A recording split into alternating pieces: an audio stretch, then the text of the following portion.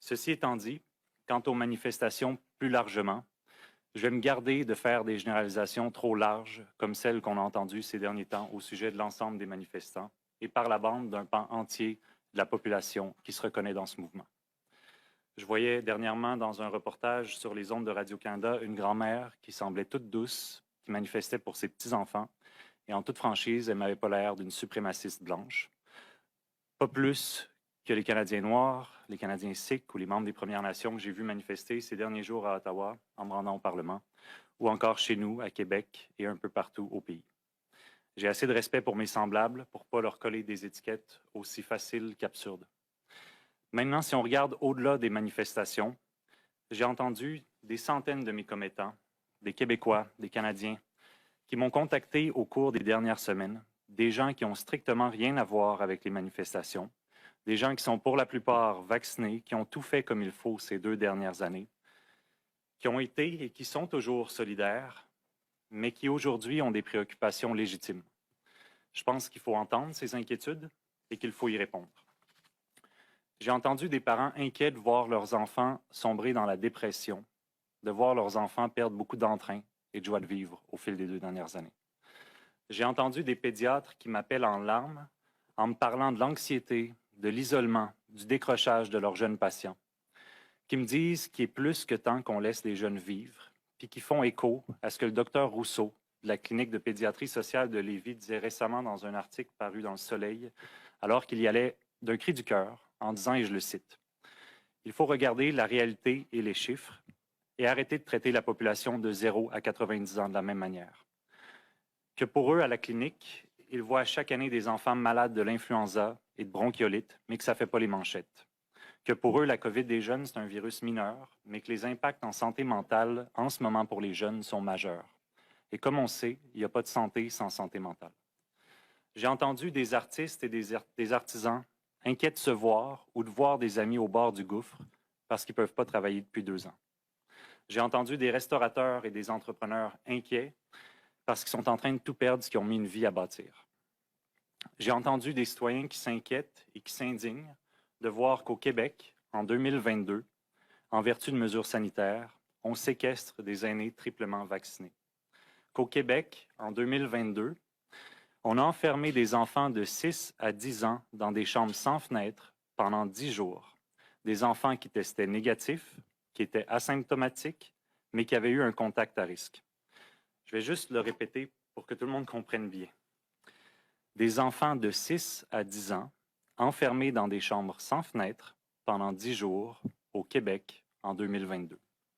Ça, c'est une mesure qui a été rédigée, qui a été approuvée et qui a été appliquée. J'ai entendu des gens qui s'inquiètent de voir qu'on semble avoir oublié collectivement que la santé d'une population, c'est une tarte, puis qu'Omicron, c'est une pointe. Dans la tarte, il y a aussi la santé économique, la santé sociale et la santé mentale. J'ai entendu des gens qui s'inquiètent de voir que certains semblent facilement, voire même jovialement, oublier qu'on n'est pas tous égaux face au confinement, que c'est pas tout le monde qui peut gagner sa vie sur un MacBook au chalet. J'ai entendu des gens qui s'inquiètent que leur souffrance silencieuse, que leur souffrance discrète, soit ignorée par ceux qui décident. J'ai entendu des gens qui s'inquiètent de voir leurs amis, des êtres qui leur sont chers, perdre leur job parce qu'ils ont choisi de ne pas se faire vacciner. Des gens qui se retrouvent à observer impuissants du monde qu'ils aiment se déraciner, tout vendre pour aller vivre ailleurs à coups de grands déchirements. Quoi qu'on puisse penser du choix des autres, on ne doit pas rester insensible à ces déchirements. J'ai entendu des enseignants qui s'inquiètent de voir leurs élèves reproduire dans les cours d'école le genre de discrimination qu'on voit dans la société entre les vaccinés et les non-vaccinés. J'ai entendu des gens qui s'inquiètent de voir leurs familles et leurs amis se déchirer et se chicaner sur cette question. J'ai entendu des gens qui se demandent comment se fait-il qu'il y a 1 an, on était tous unis et que maintenant, alors qu'on est l'un des pays les plus vaccinés de la planète et qu'on devrait en être fiers, on est aussi plus divisés que jamais. Des gens qui sont de plus en plus confus quand ils entendent, par exemple, le Dr Weiss dire la semaine dernière, et je le cite, que la COVID-19 est là pour rester, que les gens à risque vont devoir être surveillés aux moindres symptômes, qu'on va devoir protéger notre système de santé, mais en même temps qu'on va devoir vivre avec le virus comme on vit avec l'influenza. Qu'on ne peut pas continuer les confinements ni les restrictions sans substrat, sans justification scientifique. Des gens qui entendent aussi la Dr Tam dire qu'il va falloir évaluer toutes les mesures de santé publique, y compris les passeports vaccinaux, et bâtir notre capacité pour répondre aux prochaines vagues. Des gens qui voient aussi une tendance indéniable à travers le monde, alors que l'Organisation mondiale de la santé recommandait récemment d'éliminer et d'assouplir les mesures qui touchent les voyageurs, notamment l'obligation vaccinale pour les voyageurs, parce qu'il s'agit, selon l'OMS, d'une mesure inefficace pour enrayer la propagation du variant Omicron.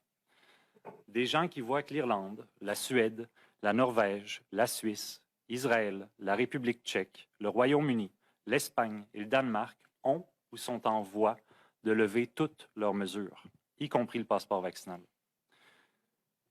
Tous des pays qui ont un taux de vaccination inférieur au nôtre. Des gens qui voient tout ça, puis qui s'inquiètent en revanche de ne pas savoir, nous, ici, au Canada, où est-ce qu'on s'en va. Qui sentent peu d'appétit de leur gouvernement pour s'adapter en fonction de l'évolution de la pandémie, de l'évolution de la science et de l'évolution du monde.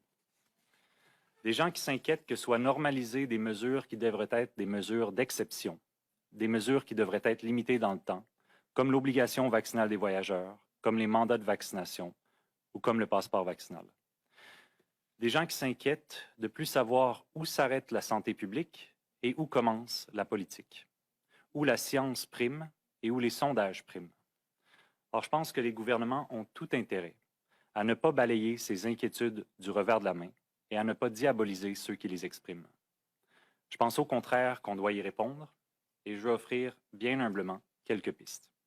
En premier lieu, le gouvernement doit fournir rapidement une feuille de route quantifiée et quantifiable pour la levée de toutes les restrictions qui sont de son ressort. Je ne pense pas nécessairement qu'il faille lever toutes les restrictions immédiatement, mais il faut savoir, selon des barèmes précis et quantifiables, à partir de quel moment les mesures vont tomber. Par exemple, à partir de quel seuil d'hospitalisation au pays. En deuxième lieu, je pense aussi que si les gens ont de plus en plus de difficultés avec les mesures, ce n'est pas parce qu'ils ne sont pas solidaires, c'est qu'il y a bien du monde qui ne comprennent plus les mesures, puis ils ne les comprennent plus parce que les gouvernements ne les expliquent plus. C'est beaucoup plus facile d'accepter quand au moins on comprend. Surtout que ces restrictions ont des conséquences bien réelles dans la vie des gens.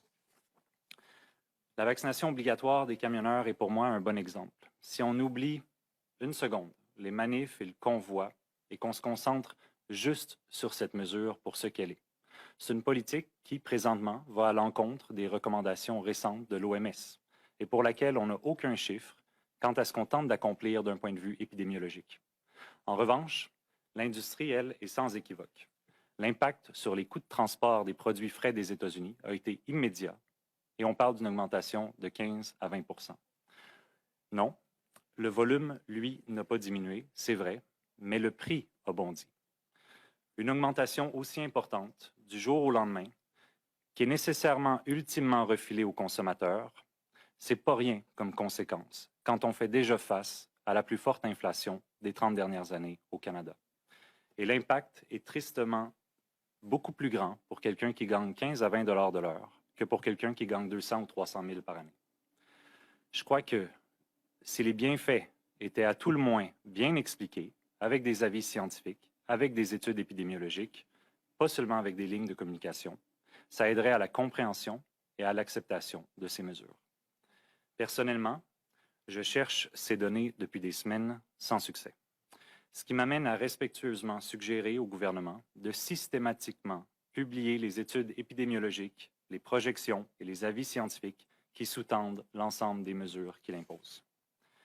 En troisième lieu, et pour faire écho aux propos de la Dr Tam quant à l'importance de bâtir notre capacité hospitalière pour faire face aux prochaines vagues, sans jamais devoir recourir à nouveau à la violence des confinements, je pense que le gouvernement fédéral doit entamer sans délai des négociations avec les provinces quant au transfert en santé. La position actuelle du gouvernement me semble intenable. D'une part, on dit qu'on ne négociera pas les transferts tant que la pandémie ne sera pas terminée, et du même souffle, on dit que la pandémie va durer des années. Si on veut bâtir notre capacité pour qu'on puisse vivre pour de vrai avec le virus, en mon sens, ces discussions ne peuvent pas attendre. Il n'y a aucun doute que les provinces